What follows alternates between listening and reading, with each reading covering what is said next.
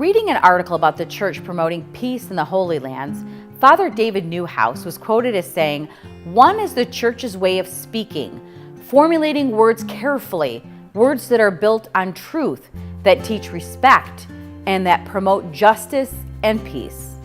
This language is not diplomatic, but rather a language that works for reconciliation and the respect of truth.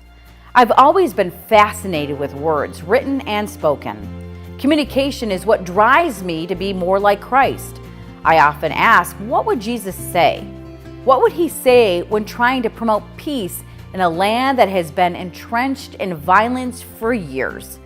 Whether you're negotiating with a client or a kid or trying to be the peacemaker among friends or foe, we have to know how to formulate our words. It all starts with speaking truth, being respectful, seeking justice, and ultimately peace. After all, Scripture teaches us that death and life are in the power of the tongue, and those who love it will eat its fruit.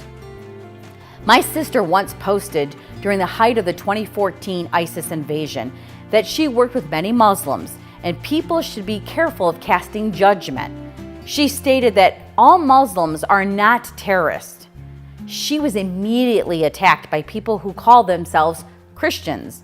I defended my sister and we both were accused of being politically correct regarding the persecution of Christians in the Middle East, as if it relates to the Muslims and being politically correct was not acceptable. Our accusers mistook a desire to be peaceful with being politically correct. I tried to explain that I was not avoiding offending anyone, I'm merely speaking the truth. Scripture explains that not only can words bring peace or death, we too will be judged by our words. In the Gospel of Matthew, it reads, "I tell you, on the day of judgment, people will give account for every careless word they speak."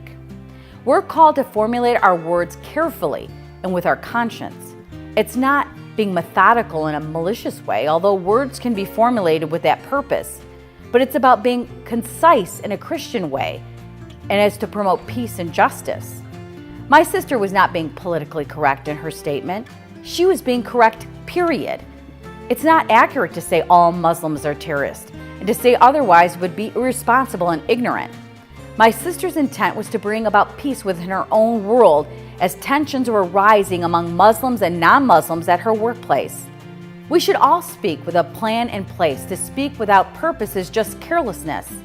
We're all called to be quick to listen and slow to speak. In James it reads, "Know this, my beloved brothers, let every person be quick to hear, slow to speak, and slow to show anger." So consider refraining from speaking and take your time to formulate your words.